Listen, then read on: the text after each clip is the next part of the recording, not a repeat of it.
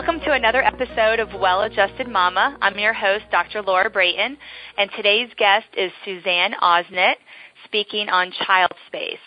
Suzanne Ausnit has more than 20 years of experience as a movement educator and therapist, teaching yoga, the Feldenkrais Method, and most recently, the child space method. Prior to that, Suzanne worked as a journalist in Europe and the U.S., covering travel, food, wine, and health for a variety of national publications. In addition to therapeutic yoga, she has taught various prenatal yoga and pregnant pauses classes in New York and New Jersey. Pregnant Pauses is a Feldenkrais program designed to help women with their lower back and rib pain, sciatica, breathing, and sleeping difficulties, and pelvic floor issues during pregnancy. She has also taught yoga in the Feldenkrais to children ranging in ages from 5 to 18 at 3 Hoboken schools. As a child space practitioner, she has helped empower parents to enrich their baby's learning through instructive touch, guided movement, and special face-to-face interaction. The process fosters enhanced mobility, self-soothing, vocal development, and deep parent-child bonding that will be treasured for a lifetime. For more information, please visit her website at childspacehoboken.com. Welcome, Suzanne. Hi, Laura. Thanks for having me.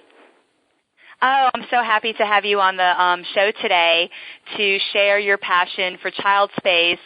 I know it's been a little bit of a journey for you to get to this place now, finishing up your certification recently. And I just can't wait for people to hear more about this really awesome technique. Oh, thank you, Laura. You're welcome. So tell me, what is your personal story about how you pursued studies in Feldenkrais with yoga and then later brought you to child space? Well, it was a long journey because I've had several careers. After college, I spent 20 years as a journalist, and I enjoyed it. I got to live abroad, travel. It was fun. But then at 37, I had my daughter, and after that, I wasn't that excited about writing anymore, and I started getting writer's block, and the passion was gone. And it was almost like a midlife crisis. It's like, what do I do now? And I really didn't know. I mean, for a few years, I really struggled, and I was doing different kinds of freelance work. And around that time, I joined the YMCA, and I discovered yoga. They just started a yoga program, and I took my first class, and I was entranced. And I finally found something that I was really passionate about, and I felt, I'd been in my head for all these years. Journalism is very cerebral, and suddenly I felt, oh, I have a body. And I started going once a week, and then I started going 7 times a week. And I did this for about 2 years till finally one of my main teachers said to me, hey, you need to do teacher training.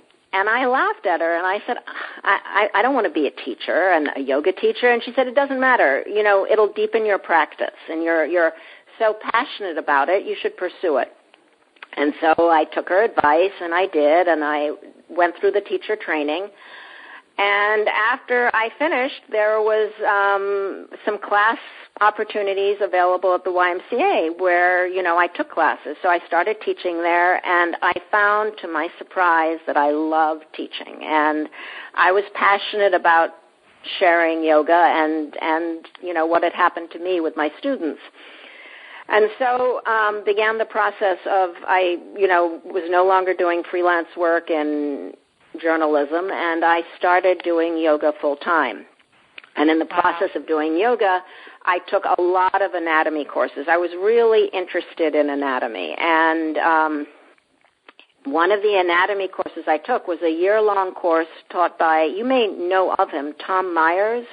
He wrote a book called Anatomy Trains, and he's a Rolfer, and that course was held at the Feldenkrais Institute. He just rented space there. And he was a big believer in the Feldenkrais Method, and it just so happened that they were offering a free day, which meant classes and the opportunity to watch a Feldenkrais table session. And so he told us, you guys should go. And so I decided to do it, and, after that I never looked back. It was amazing. We did 2 awareness through movement lessons, which I can describe what they are later, and then there was a table session, and the instructor or the practitioner picked me out as the volunteer. And so I got on the table, and he worked on me for an hour, and I had serious neck issues. I really had no mobility in my neck. And after I got off the table, I could move my neck in a way that I hadn't been able to probably, since I was a child. And I couldn't believe it. And everybody was like, watching me walk around, and they couldn't believe the transformation. So that was really my first experience with Feldenkrais. And then I decided to do the training program, which is pretty intense. It's a 4-year training program. And I finished that about a year and a half ago. And then after that, I became interested in child space. But it's because what Feldenkrais is based on. Are you familiar with the Feldenkrais method? Should I explain a bit what it's about? Because I don't know if you're. Because I know that's what child space is linked to. So please do. Okay. So first, I have to tell you who Dr. Feldenkrais was. He was a Israeli physicist and mechanical engineer, and he had serious knee issues from playing soccer as a kid. And he went to the doctors, and they said, well, we can operate, but you may never walk again. And there's a 50% chance that could happen. And he said, that's not good enough. And being a scientist, he decided there had to be another way. And his wife was a pediatrician, so he decided to go back and look at how babies learn and how babies move. And the Feldenkrais method is really about both, because if you think about how babies learn, they don't learn like we do. They don't memorize. They're not goal-oriented. All they do is explore, they play, and when they're tired, they rest. They don't push. And they are always in the process of discovering something new.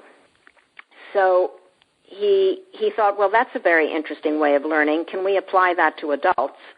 And he also studied very basic patterns. How does a baby learn to roll from, say, their belly to their back and their back to their belly? How do they learn to lift their head?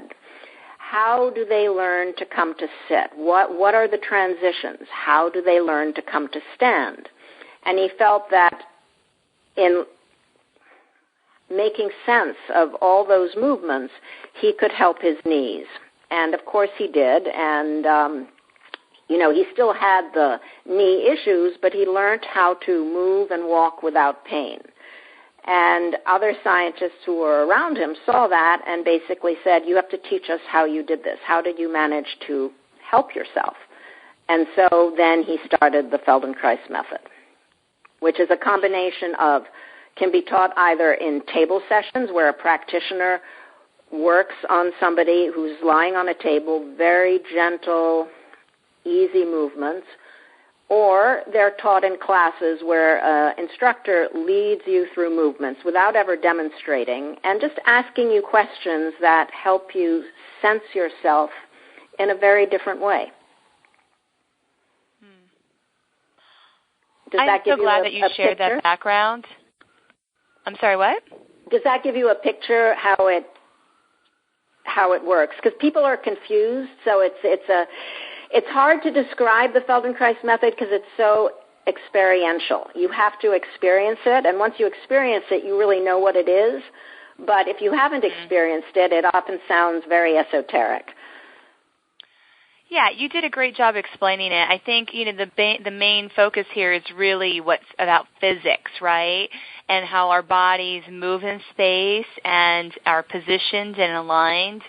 As a chiropractor, I'm a huge fan of alignment, and so I love how that technique really complements and supports maintaining proper alignment of the skeleton. Exactly, and exactly. how you're moving the skeleton. So That's awesome. And I want to just note that I've known you for years, and I have never heard your personal story about how you transitioned out of journalism. And I'm fascinated that you did your first yoga class when you were in your late 30s. Yeah, I was like 38 or 39. That blows me away because you are like poster child for yoga. Like, you have the most fit, amazing yoga body. And, 20-something years later from your first yoga class, that's impressive. Oh, well, some things are genetics.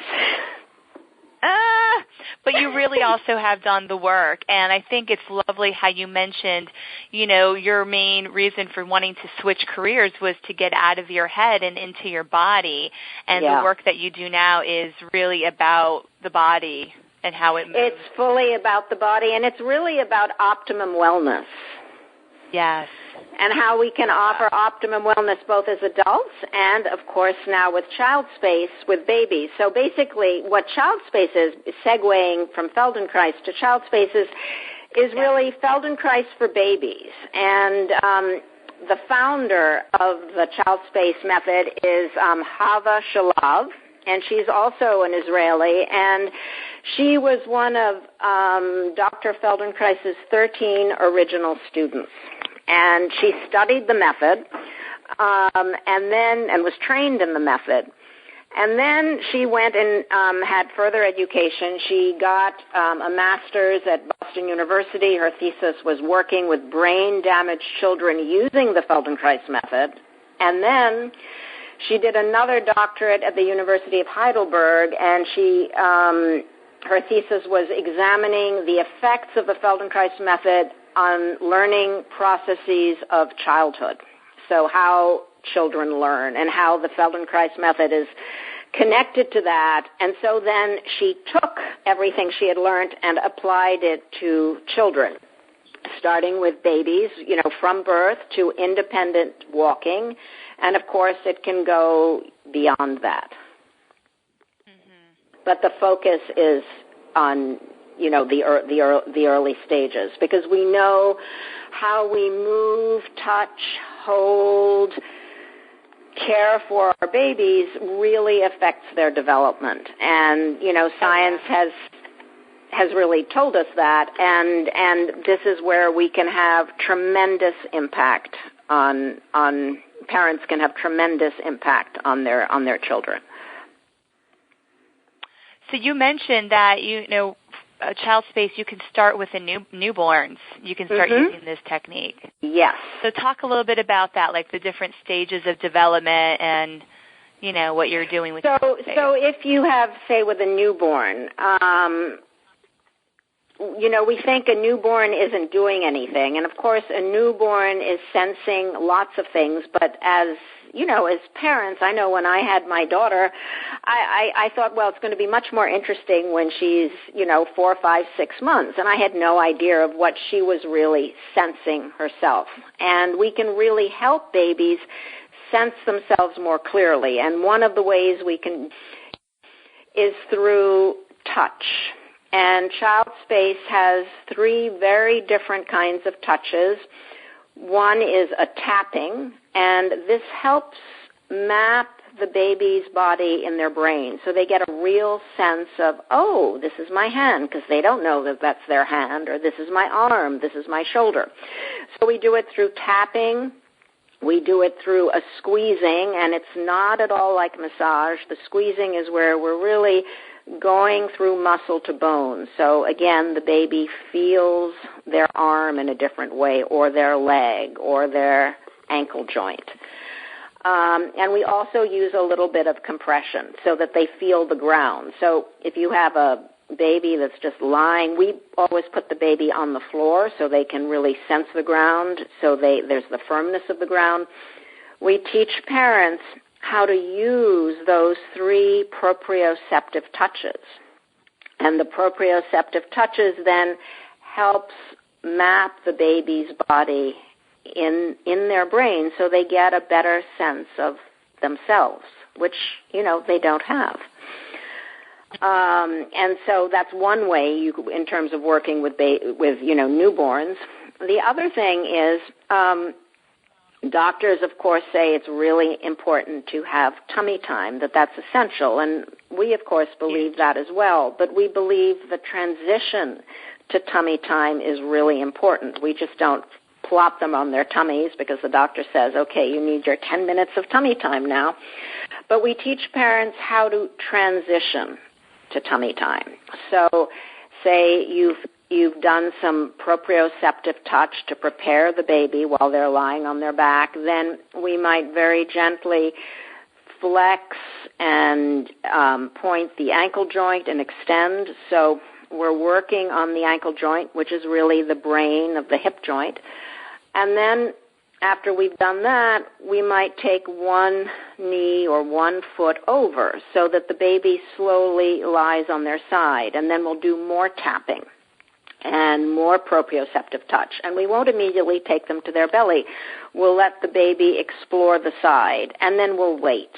And we'll watch and see, well, what is the baby doing? Does the baby want to go back to their back, or does the baby want to go to their belly or maybe to 3/4? So there's a lot of teaching the parent, let's see what your baby wants to do.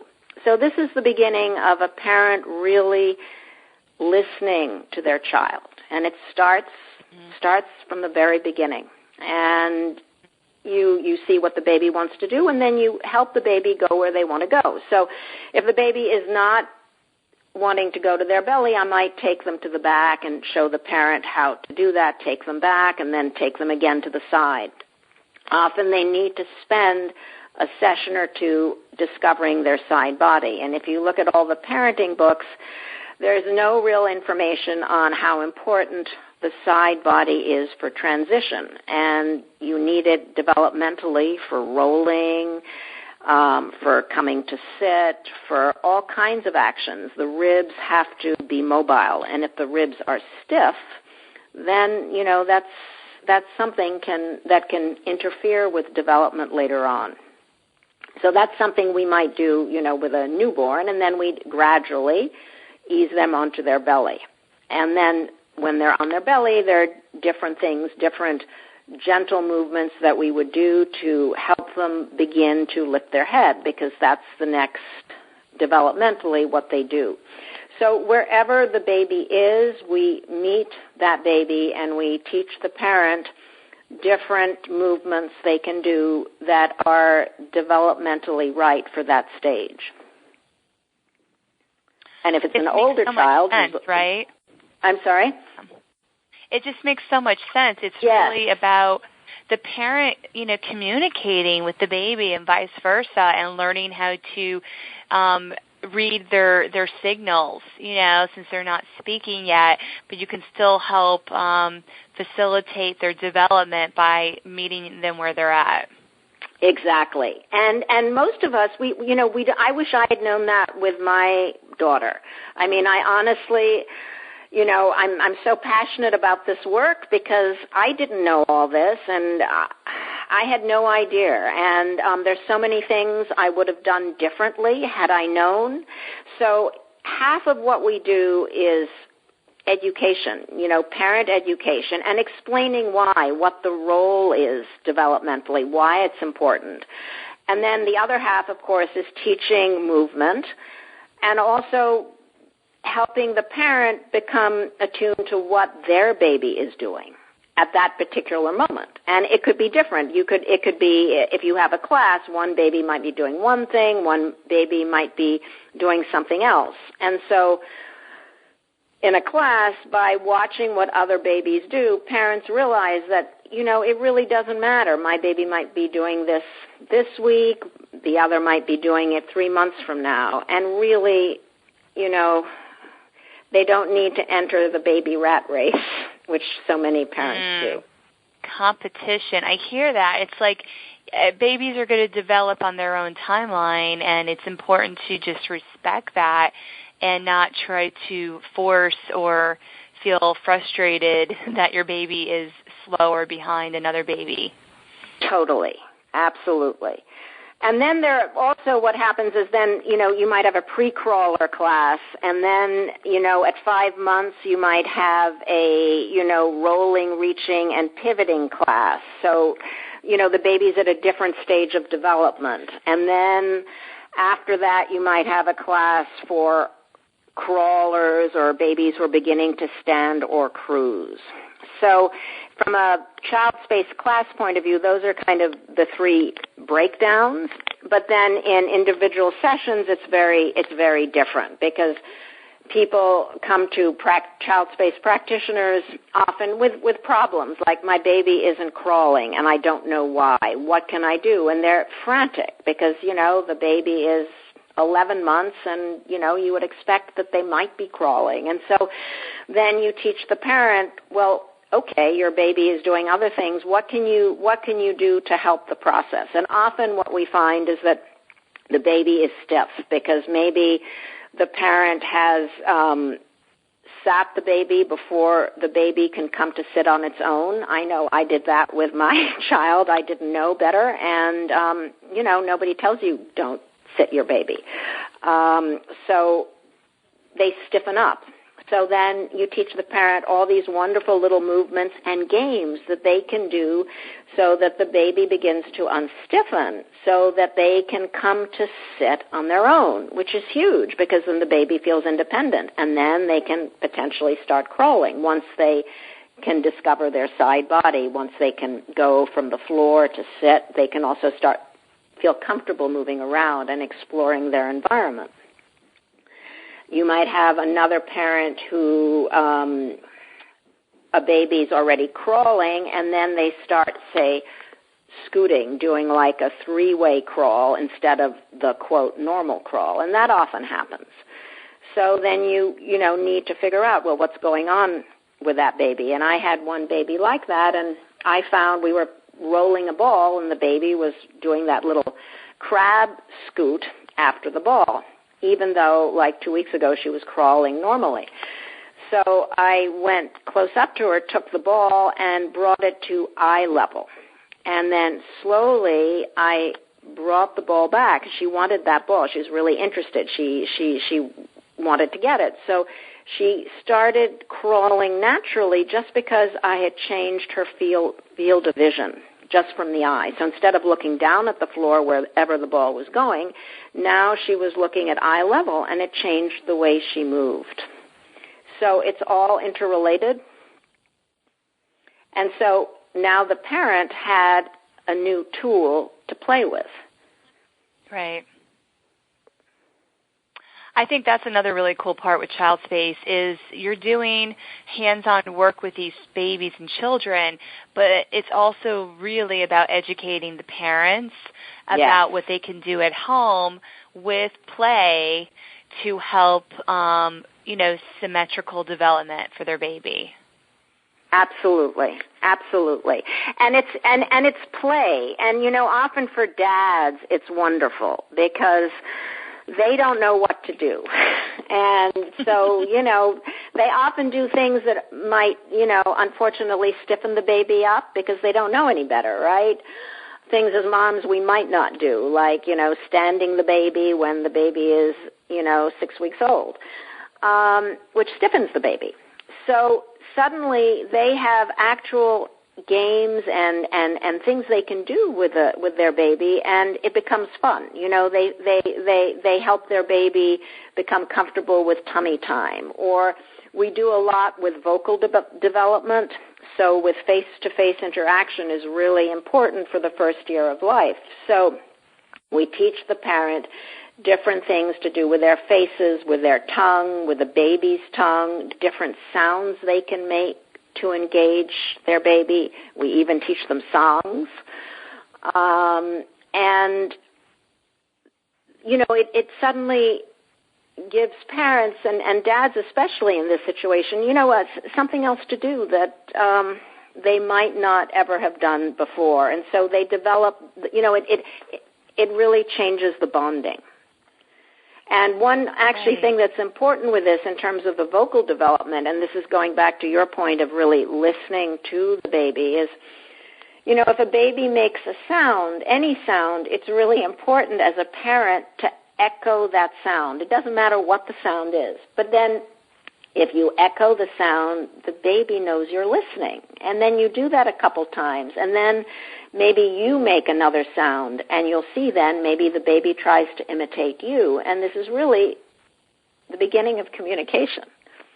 And it's common sense, but, we don't, as parents, necessarily do that. We're like, why isn't this child speaking? Yeah. Oh, that's funny. And you know what? And as we're saying this, this can be a lot of fun for parents, right? This doesn't have to be like homework or it's not homework at all. No, it's fun because they're really games, and learning the 3 different kinds of touches we have isn't difficult. If they come to a class, they'll learn it, after, 3-4 sessions. They'll be comfortable with it. And they can use those touches later on, and our teacher told us a really interesting story that she was working with a baby, and the 3-year-old came back with the parent, and when she started doing the tapping, the 3-year-old climbed onto her lap and said, I want to be tapped too, because she had that as a baby. Because, so it stays with them. It's not something that goes away. So that touch that you've created then continues.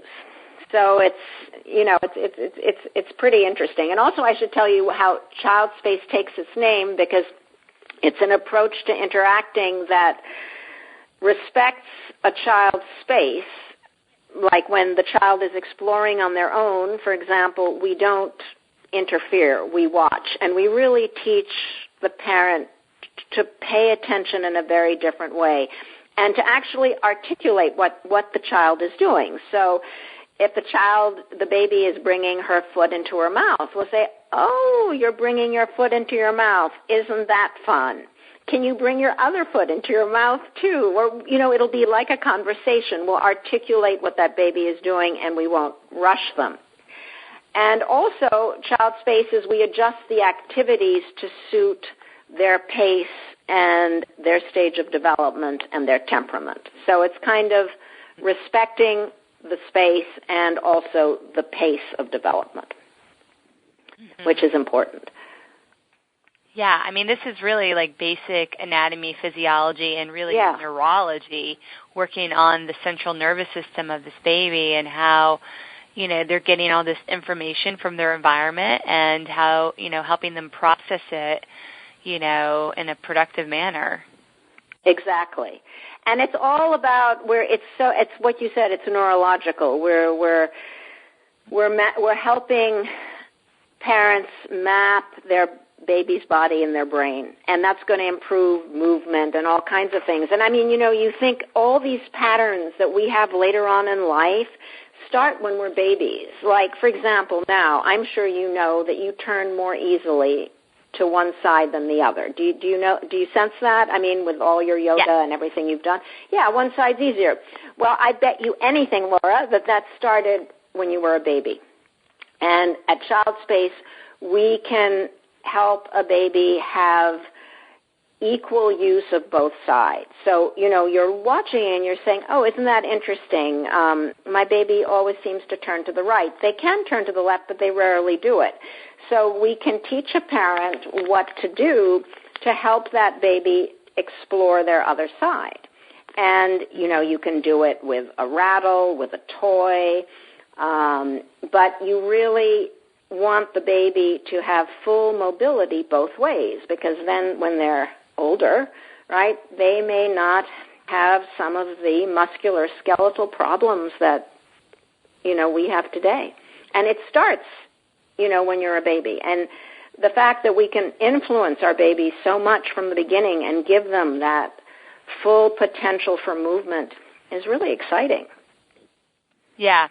That's huge. I'm a huge advocate for that, with pediatric chiropractic, addressing birth strain and how that impacts alignment and therefore will impact development and movement. And so I know Suzanne and I have shared a few clients who, you gave the example of rolling to one side. And there are some babies that will really almost completely refuse to go one side, but are happy to roll one way. And there's a neurological reason for that. And so these babies have really thrived with getting pediatric chiropractic adjustments and doing the child space movement together, because we're kind of impacting that at a multiple level. So I'm sure you've seen the changes with that too. Totally. And Laura, you do a baby adjustment, and then what we do with child space, we help maintain that adjustment. Yes, that's right. So that, it works hand in hand. It really does.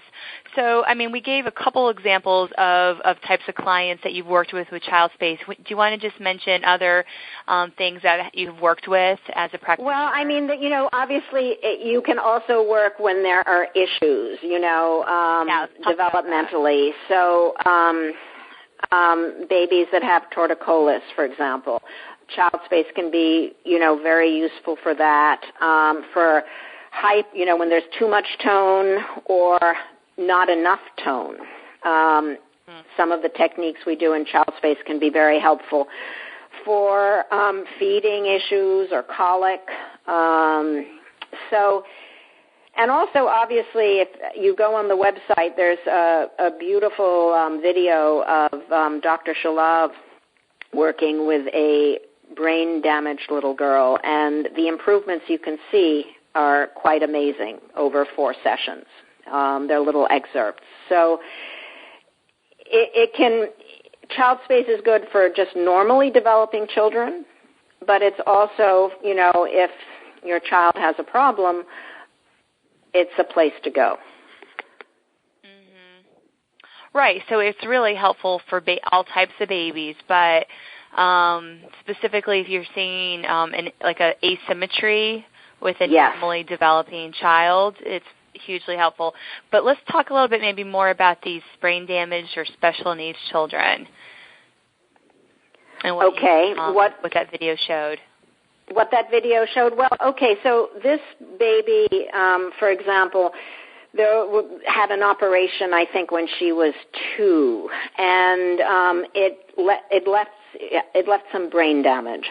And so she was unable to use her right arm. And eventually she got some of it back, but she was, as she grew, she wasn't integrating her right arm in her movement, like everything was done with the left arm. And so Dr. Shalov worked with her. She did some, I don't want to call it manipulations, but some of the touches we do on the arm to get her to feel her arm again, and then she played games. She had to kind of use the arm. She interested her. She got her attention by doing these different things, so the child was fully engaged, and at the end of that, you saw her using her right arm, which she never used in like when she was playing the drum or when she was taking care of her doll. And in the first video, she's not doing that at all. So you really see quite a remarkable transformation. Wow. And, that's possible is amazing. And, of course, Dr. Shalov studied, her thesis was on how the Feldenkrais Method can help brain-damaged babies. So, she's very aware of, what can be done, and that there's, so much that can be done that people don't realize. The other thing that I thought might be interesting to share with you is what parents have said about how child space has helped them. So I thought I would, tell you a few things if you think that's interesting. Yes, please do. So this is from the parents' point of view. And so this is things that they've said. Like, 1, I gained a better understanding of the process of how my baby develops. I developed a new appreciation of my baby's potential. Really important as parents, right, to sense that. I learned that my baby's development is right on track. Parents worry about that and over-worry about that all the time. I learned that my baby is developing slowly and that every baby develops at our own individual pace and in our own unique way. So that's, again, an attitude change. I learned that you cannot force anything on a baby. You have to wait for a response. I mean, for a parent to realize that when the child is a baby, just think what the repercussions for adolescence, right? Because they're really learning to listen. Now, in terms of skills, parents say they learned simple, effective methods to calm their baby, and that's really something that's very useful. They learn to use soft tapping and touch to influence their baby's movement habits. They discovered how use of language, voice tone, and facial expression can positively influence the baby's development and also deepen the relationship, the bond between parent and child. And also, parents say that they become more creative in how they touch their baby, which I don't know that many methods that really teach you that. Mm-hmm. And, of course, they become more confident. Yeah, there's that confidence because they're learning real skills of how to touch and handle their baby, and which, like you said, is so empowering, especially for dads, but moms too, just first-time parents, and not standing your baby before they're ready, for example, because that is really, hurtful to the joints of the hip. Exactly. Yeah. But it's amazing how many parents don't know that. They were never told that. I mean, I certainly wasn't. I didn't know that, and from where you are, you must see a lot of babies that were, parents aren't aware of that. And there's so much that. Yeah, they're not taught that by the pediatrician, so I bring it to their awareness, and I know you do, but still there's lots of parents out there that are wanting to sit and stand their baby before they're at that milestone, before they're ready developmentally for that stress on their spinal alignment, essentially. Exactly. It's just, and another thing, it really gives. Yeah, exactly. And for a parent to develop confidence in their parenting abilities is huge. And to really feel that, and also to trust the baby's abilities, that especially when the baby starts coming to stand. A baby has to fall, and they're not afraid of falling. But often as parents, what do? We hold out our hands so the baby can stabilize. Well, that doesn't actually help the baby because they stiffen. They need to fall and get up, and they need to do that repeatedly. So learning that, and hopefully get adjusted as well. I should hope so. Yes.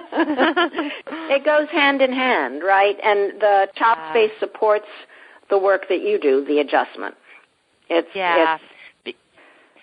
the falls are important for their development, but we also know that it really creates stress on the alignment of the sacrum, which is important to be addressed with chiropractic. Of course. So with child space, you mentioned you can start with babies right after birth, like newborns. Yes. What age do you go up to? Well, we go up to really independent walking when they're really walking on their own. Mm-hmm. And, of course, if there are issues, damage or something like that, or then it can go, much later. Mm-hmm. But my practice is not really with the brain damage. I mean, that's really more specialized. Right. So there are practitioners out there that would do more brain damage or other types of genetic issues. Okay. And so in your practice, you're seeing up until about a year old? It could be older than that. I mean, it's really when, babies walk at different, independent walking. They might be walking at a year old, but it could be 18 months. Right. It really varies. But often you'll also have a baby who can't sit still, right? And so then you might teach the parent things to do that would calm the baby, so the baby could focus more. So there, at different stages of development, you see different things and you work with different things. Yeah, and so it's just, once again, really being present with that baby and learning how to communicate with them and learning how to meet their needs where they're at that moment.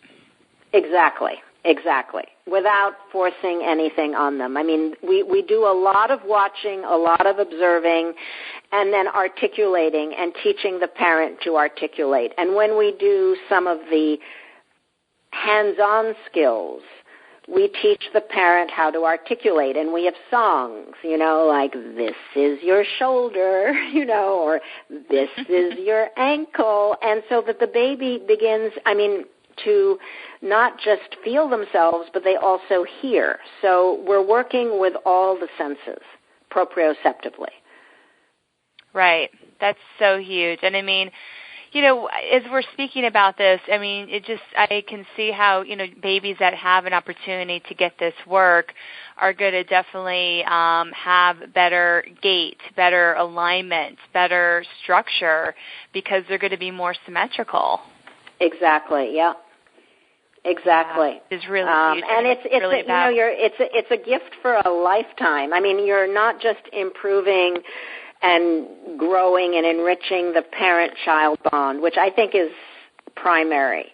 But you're giving them a tremendous movement potential and ability to use themselves equally well to the right as to the left. We'll always have a preference because we're biologically made so that you're going to choose one foot, or you may turn one way more easily than the other.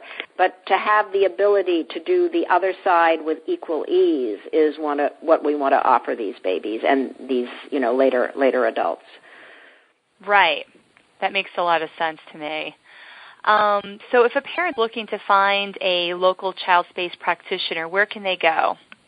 So they can just go to the website. It's Child Space North America, and there are about 55 practitioners all over the U.S., and they're listed by state. And there are also practitioners in Canada, in Europe, in Asia. There are about 150 worldwide, and they're all listed on the website. ChildSpaceNorthAmerica.com. ChildSpaceNorthAmerica.com. Okay, great. Any last thoughts you want to share with our audience? No, I think we've covered it, Laura. Thank you for getting this out in the world. I'm so excited for parents to listen to this episode, to learn about this technique that's still, relatively unknown, and, hopefully find her in their area that they can work with and really feel empowered as a parent, really deepen that parent-child bond and help set their child up for success with their nervous system by having symmetrical movement. Exactly, yeah. Great. Well, thanks so much. Bye-bye.